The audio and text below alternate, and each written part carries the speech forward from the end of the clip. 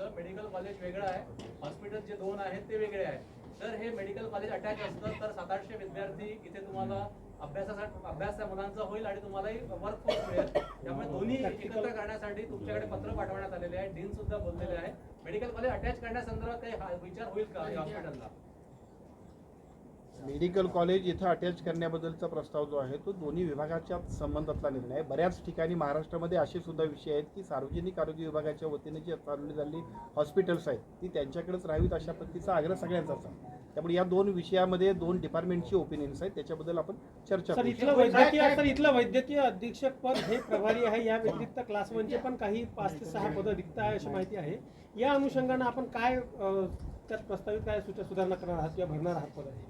याच्यामध्ये आता स्पेशालिस्ट जे आहेत ते संपूर्ण स्पेशालिस्ट आपण 700 ते 800 स्पेशालिस्टला कंपल्सरी, म्हणजे आता पुढच्या 8 दिवसांमध्ये असा एक महत्त्वपूर्ण निर्णय होईल की बरेचसे हॉस्पिटलमध्ये जे स्पेशालिस्ट नव्हते ते संपूर्ण स्पेशालिस्ट सगळ्या महाराष्ट्रात सगळीकडे त्यांच्या ठिकाणी दाखल होतील. तशा पद्धतीची निर्णय आणि तशा पद्धतीचा GR आपण काढलेला आहे. त्या सगळ्या डॉक्टरांच्या ऑर्डर काढल्या आहेत. त्यामुळे इथं तर सोडा, पण ज्या ठिकाणी ग्रामीण रुग्णालय असेल तिथं सुद्धा स्पेशालिस्ट जो पाहिजे, अनेक वर्ष तिथं स्पेशालिस्ट मिळत नव्हता, त्या सगळ्या यंत्रणा आपण आणि त्याच्याबद्दलच्या ऑर्डर्स आपण काढले. आपल्याला याच्यापूर्वी CM साहेबांनी सांगितलेलं आहे की दुर्दैवी घटना घडली, त्याच्यामध्ये ज्या घटना घडली त्याच्याबद्दल 5 लाख रुपये प्रमाणचं कॉम्पेन्सेशन आपण नुकसान भरपाई आपण देतो. जखमींच्या संपूर्ण उपचाराची जबाबदारी आपण घेतोय आणि त्या कुठल्याही परिस्थितीमध्ये त्यांना त्या सगळ्या पेशंटची जबाबदारी घेऊन आपण पुढे जातो. अमरावतीमध्ये फक्त एक रुग्णपेढी आहे. की तरफ ये कॉन्ट्रैक्ट है, वो कॉन्ट्रैक्टर यहाँ आया, उसने मुआयना किया है, जिम्मेदारी उसने ली है, क्या है अभी तक की जानकारी? स्वास्थ्य मंत्री अमरावती आए हैं विशेष प्लेन से, लेकिन इसका जो कॉन्ट्रैक्टर है वो यहाँ पर आया है, जांच की है, उसने जिम्मेदारी ली है, क्या हुआ है कुछ तो? अभी कॉन्ट्रैक्टर की ही जांच होगी ना, उसकी आने की जरूरत नहीं. अभी यह टीम जो है वो काम करेगी और जो दोषी अभी तक तो हमें मुझे तो कुछ मालूम नहीं है, लेकिन जो भी दोषी होंगे उस पर तो कार्रवाई होनी तय है. सर 2023 पारदर्शिता का आप एक पत्रकारों की तरफ से भी अगर एक प्रतिनिधि आएगा तो बिल्कुल हम स्वागत करेंगे. हम लोगों को ये जिस तरह देखिए मतलब जिस तरह से हम लोग बात कर रहे हैं, घटना दुर्भाग्यपूर्ण है. ऐसी घटना फिर से आगे कहीं भी नहीं हो जाए, इसलिए जो कुछ करना है वो तो हम करेंगे, लेकिन उसके साथ ही साथ ये रिपोर्ट भी क्लियर और ट्रांसपेरेंट होना चाहिए. उस पर जो दोषी होंगे उन पर बिल्कुल हम लोग कार्रवाई करेंगे. तो हम लोग मतलब हम आप लोगों से भी एक प्रतिनिधि लेंगे कि जिसको हम साथ लेके जो कुछ चल रहा है उसमें अगर आपकी कुछ ओपिनियन हो तो करेक्ट बताइए. सगळ्या दुःखद घटनेमध्ये एक सुखद घटना आहे की आमच्या कर्मचाऱ्यांनी अगदी स्वतःचा जीव धोक्यात घालून सुद्धा त्या लहान बाळांना वाचवण्याचा प्रयत्न केला. ही खूप पॉझिटिव्ह बातमी आहे किंवा पॉझिटिव्ह आमच्यासाठी एक साईन आहे की अशा पद्धतीनं दुर्दैवी घटना होती, पण त्यात सुद्धा त्यांनी ज्या पद्धतीने जीवाची बाजू लावली त्यासाठी सगळ्यांच्यासाठी जे काय सन्मानित त्यांना करायला पाहिजे ते आम्ही निश्चितपणे त्या सगळ्यांना सन्मानित करू. सर त्या खिडकी सर याला जोडून असा प्रश्न आहे की अशा अतिदक्षता विभाग जे आहे 3ऱ्या माळावर असल्यामुळे आणखी त्रास या ठिकाणी झालेला आहे. असे अतिदक्षता विभाग जर ग्राउंड फ्लोअरला असले तर अशा काही घटना दुर्दैवी घटना होत असते तर तेव्हा काही प्रमाणात अग्निशामक विभाग किंवा बाकीच्या कर्मचाऱ्यांना सोपं जाईल, असं काहीतरी निर्णय होईल का या घटनेनंतर? आजच्या घटनेतून एका बाजूला चौकशी होईल, त्या चौकशीतनं जे चुकीच्या गोष्टी असतील त्याच्यावरती कारवाई होईल, हा भाग एक. परंतु या घटनेतनं भविष्य काळामध्ये अशा पद्धतीच्या महाराष्ट्रात कुठं घटना घडू नयेत त्यासाठी ज्या ज्या काही उपाययोजना करायला पाहिजे त्यासाठी सुद्धा जसं आपण सांगितलं की 3ऱ्या मजल्यावरती ICU करण्यानं सुद्धा काय त्याचे परिणाम होत आहेत आणि ते जर खाली आणतात तर त्यासाठी सुद्धा ही एक्सपर्टची टीम आपल्याला ओपिनियन देईल. त्या सगळ्या ओपिनियनच्या प्रमाणे आपण पुढे जाऊ. म्हणजे मग त्याचा रिपोर्ट काय? रिप्लेस केलं ठीक आहे, पण त्याचा रिपोर्ट काय, कारण काय आहे? नाही, मी आपल्याला सांगतो की आता मगाशी जे आपल्याला सांगितलं पुढच्या 8 दिवसांमध्ये या सगळ्या गोष्टींची चौकशी होईल. त्याच्यामध्ये तो व्हेंटिलेटर कुठला वापरला, तो रिप्लेस केला होता काय, अगोदरचा होता, अगोदरचा रिपोर्ट आला आहे त्याच्यामध्ये काय झालं, या सगळ्या गोष्टींच्या बद्दलच्या दोष निश्चिती होईल आणि त्या दोष निश्चितीप्रमाणे आपण कारवाई करू. माझी विनंती आपल्याला अशीच आहे की घटना अतिशय दुर्दैवी आहे, परंतु त्या घटनेमधनं जे चुकीच्या गोष्टी असतील त्याची सुधारणा करणं, ज्यांनी काही याच्यामध्ये अनियमितता किंवा ज्यांनी जाणीवपूर्वक दुर्लक्ष केलं असेल, मग तो कॉन्ट्रॅक्टर असेल, मग ती संबंधित आमच्या शासकीय यंत्रणेतील लोक असतील, त्या सगळ्यांच्यावरती त्यांच्या योग्यतेप्रमाणे किंवा त्यांच्या दोषदायित्वाप्रमाणे त्यांच्यावरती कारवाई होण्याबद्दल पुढच्या 8 दिवसांमध्ये रिपोर्ट आपल्याला सगळा हे सबमिट होईल आणि त्याच्यामध्ये आपण सगळ्यांनी सांगितलं तसं आपल्याकडून सुद्धा एक प्रतिनिधी येईल आणि पुढच्या 8 दिवसांमध्ये आम्ही सगळ्यांनी कारवाई करू. आता प्रत्यक्ष स्थळी आम्ही स्वतः इथं आलो आहे. माझ्यासोबत सचिव महोदय आहेत, सर्व सन्माननीय लोकप्रतिनिधी आहेत. प्रत्यक्ष पाहणी केल्यानंतर ज्या पद्धतीची भीषणता दिसते ती अतिशय दुर्दैवी आहे, दुर्भाग्यपूर्ण. आता प्रत्यक्ष पाहणी आपण केली, त्या स्पॉटची पाहणी केल्यानंतर ज्या पद्धतीची घटना घडली ती निश्चितपणाने अतिशय दुर्भाग्यपूर्ण आहे. या सगळ्या प्रक्रियेमध्ये ज्या पद्धतीच्या एकूणच अनियमितता झाल्या असतील त्या सगळ्या अनियमितता सुद्धा गंभीर आहेत. खरं तर अशा पद्धतीची घटनाच घडायला नको, कारण 2 वर्षापूर्वी आम्ही हॉस्पिटल बांधलं आणि मग त्याच्यानंतर अशा गोष्टी होणं हे आमच्या दृष्टिकोनातून सुद्धा ते चुकीचंच आहे. फक्त प्रश्न असा आहे की नेमकं जो झालेली घटना आहे 3-3:30 वाजता रात्री झाली, त्या 3:30 वाजता झालेल्या घटनेचं नेमकं कारण काय आहे हे सुद्धा आपण घेतलं पाहिजे. आणि मी आपल्याला सांगतो की ते कारण शोधणं आणि त्या कारणाप्रमाणे ज्या गोष्टी आवश्यक आहेत ज्या गोष्टींच्यामुळे घडलंय या सगळ्या गोष्टीची शहानिशा करण्यासाठी आपण एक कमिटी आयुक्तांच्या अध्यक्षतेखाली नेमतोय. या आयुक्तांच्या खालच्या अध्यक्षतेखालील कमिटीमध्ये एका बाजूला MSCBचे आपले इलेक्ट्रिकलचे चीफ इंजिनियर असतील, दुसऱ्या बाजूला एम्स सारख्या संस्थेतले सुद्धा नामवंत असतील, DMERचे सुद्धा एक्सपर्ट असतील की ज्या कमिटीनं पुढच्या 8 दिवसांमध्ये या सगळ्या वस्तुस्थितीचा अहवाल आणि त्याच्याबद्दल प्रत्यक्षात कोण दोषी आहे याच्याबद्दलची स्पष्टता त्या अहवालामध्ये येईल. त्या अहवालानंतर जे ज्यांनी याच्यामध्ये दुर्लक्ष केलं असेल, ज्यांच्यामुळे या घटनाक्रमाला जे जबाबदार असतील त्या सगळ्यांच्यावरती अतिशय कडक कारवाई करण्याबद्दल त्या अहवालाप्रमाणे आम्ही पुढे जाणार. मध्ये हे व्हेंटिलेटर बसवण्याचं कारण काय, कंत्राट देण्याचं कारण काय? त्याचा रिपोर्ट अजूनही आला नाही. नाही, मी म्हणजे मागचा रिपोर्ट अजून झाला नाही. 22चा नाही, आम्हाला माहिती नाही, तुम्ही सांगा रिपोर्ट आला आहे की नाही आहे. आमच्याजवळ ते नाही आला. 22 मध्ये पण व्हेंटिलेटर जळलेलं होतं. याच रुग्णालयात 2022 मध्ये पण याच कंपनीचं व्हेंटिलेटर जे आहे ते जळलेलं होतं. जुन्या जुन्या इमारती. तर त्याचा काय रिपोर्ट आला आहे का, जर ही घटना आधी घडलेली असेल तरी पण 25 ला का बरं देण्यात आला यांना?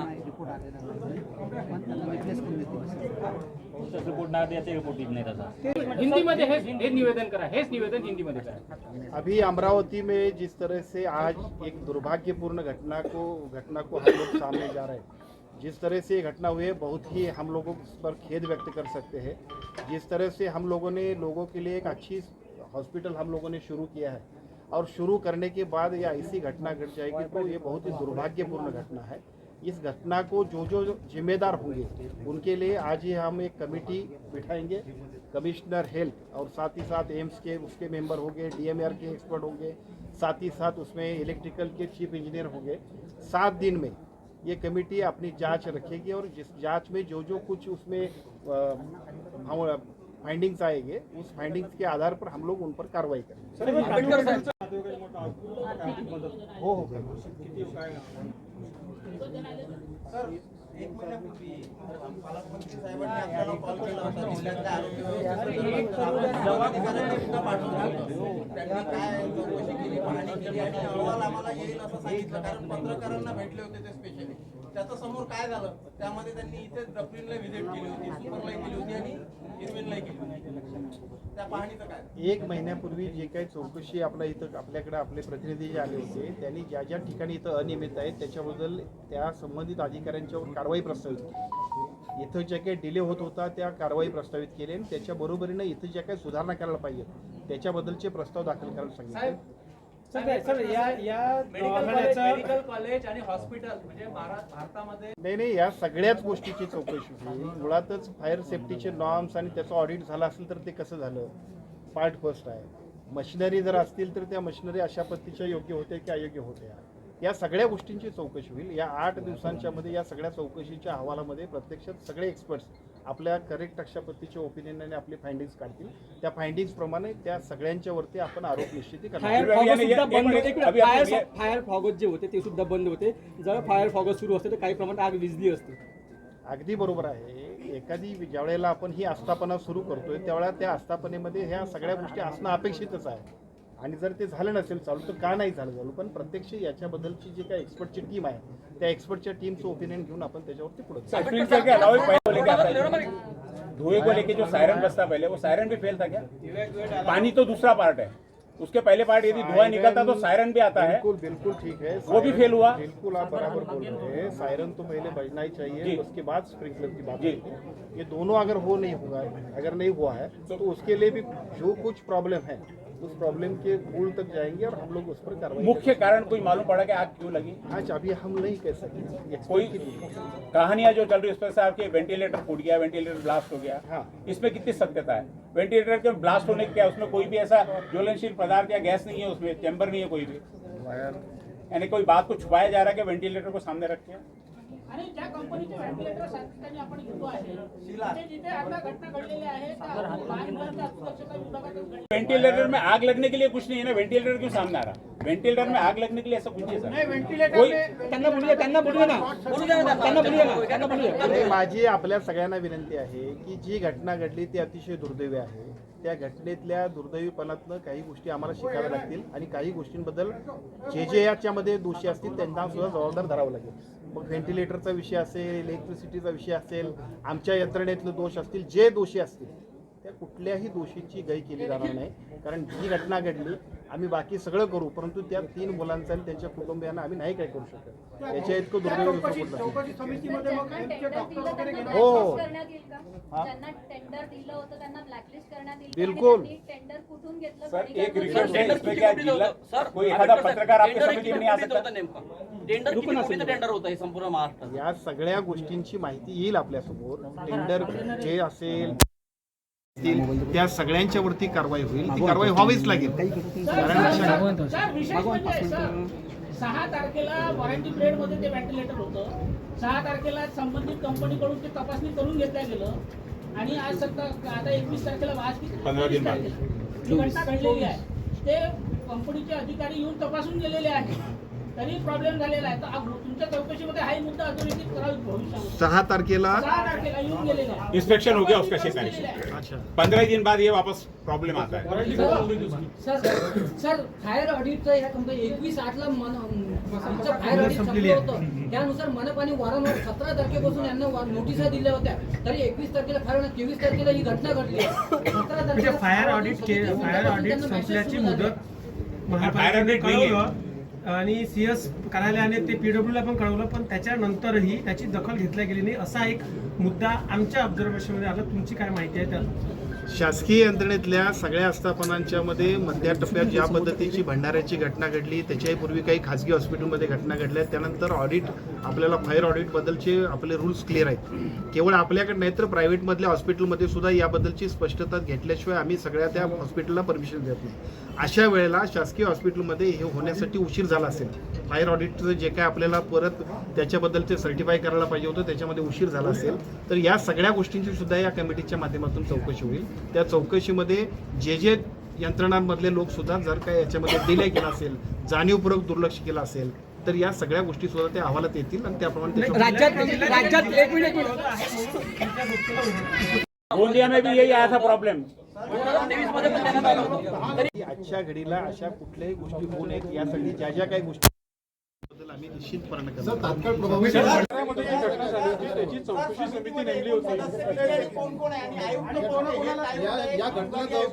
आमचे आयुक्त संजय काटकर जे हेल्थ कमिशनर आहेत, महाराष्ट्र राज्याच्या सार्वजनिक आरोग्य विभागाचे हेल्थ कमिशनर सन्मान्य संजय काटकर यांच्या अध्यक्षतेखाली एक कमिटी असेल. या कमिटीमध्ये एका बाजूला एम्सचे प्रतिनिधी असतील, दुसऱ्या बाजूला इलेक्ट्रिकल ह्या सगळ्या एकूण यंत्रणेसाठी चीफ इंजिनियर असतील, MSCBचे चीफ इंजिनियर इलेक्ट्रिकल विभागाचे, आणि त्याचबरोबर DMRचे प्रतिनिधी फायर ऑडिट जे आहे त्याच्याबद्दल त्याच्या संबंधातले सुद्धा लोक असतील. 7 लोकांची कमिटी असेल की ज्या कमिटीचा पुढच्या आठवड्यात संपूर्णतः त्यांच्या अहवालाप्रमाणे जे लोक दोषी असतील पुढच्या 8 दिवसानंतर त्यांच्यावरच्या कारवाई होतील.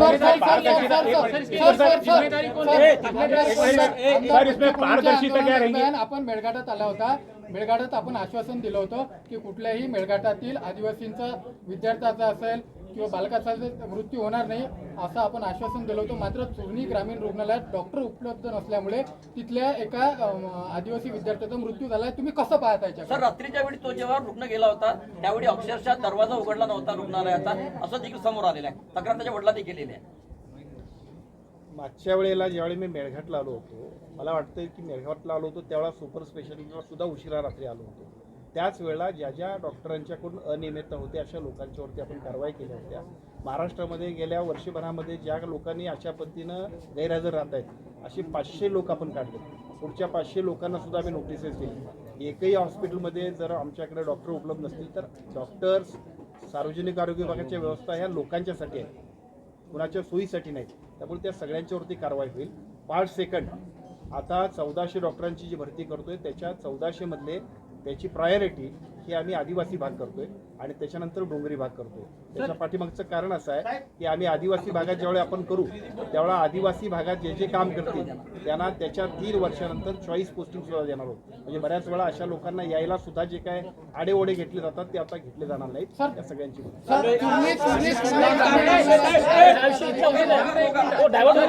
शासन या शासन ले रहा है, विरोधकों ने लगाया कि इसकी जिम्मेदारी ले और इस्तीफा दे। शशिकांत शिंदे ने आपकी इस्तीफे की मांग की है। अभी जिस तरह से घटना हुई है उस घटना के बारे में जो कुछ जांच पड़ताल करनी चाहिए वो पहले जांच पड़ताल हम लोग करेंगे। बिल्कुल जिसमें इसमें जो दोषी लोग होंगे उस पर हम लोग कड़ी कार्रवाई भी करेंगे और साथ ही साथ आगे ऐसी घटना ना हो इसके लिए जो कुछ उपाय योजना करना चाहिए ये तो हम बिल्कुल ही करेंगे। ये तो हमारी जिम्मेदारी है। सर, जांच पड़ताल वो आपकी गोपनीय रहेंगी, आप सार्वजनिक करेंगे या हमारे आपके शासकीय प्रशासकीय अलग में से कोई प्रतिनिधि आप अमरावती से लेंगे कि जिससे पारदर्शिता बनी रहे, आप पे विश्वास बना रहे? क्योंकि आप सरकारी और प्रशासकीय दोनों एक दूसरे को बचाने के लिए आप रिपोर्ट, गोपनीय रिपोर्ट रहती है, साल पास हो जाता है, रिपोर्ट मालूम ही नहीं रहती बाद में। हम भी मामले में ठंडे हो जाते बाद में। 4 दिन चिल्लाएंगे हम लोग, 5वें दिन आप भी नहीं आओगे, हम भी नहीं आएंगे। तो उसकी पारदर्शिता के लिए क्या प्रॉमिस करते हो आप? अभी इसमें हम लोग जिस तरह से काम कर रहे हैं उसमें जिस तरह से एम्स के प्रतिनिधि को ले रहे हैं उसी तरह से हम IMA के प्रतिनिधि जो है उनको भी हम लेंगे और ये सभी ट्रांसपेरेंट प्रक्रिया होगी। सर, अमरावती में घटना हुई, कोई अमरावती का प्रतिनिधि आप उसमें जो शासकीय प्रशासकीय के अलावा आपको लगती नहीं जिम्मेदारी की इनको भी जानकारी होनी चाहिए? कोई सीनियर पत्रकार, कोई एखादा समाज सेवक, नहीं दीजिए, आप बोलिए, एक रखिए उसमें।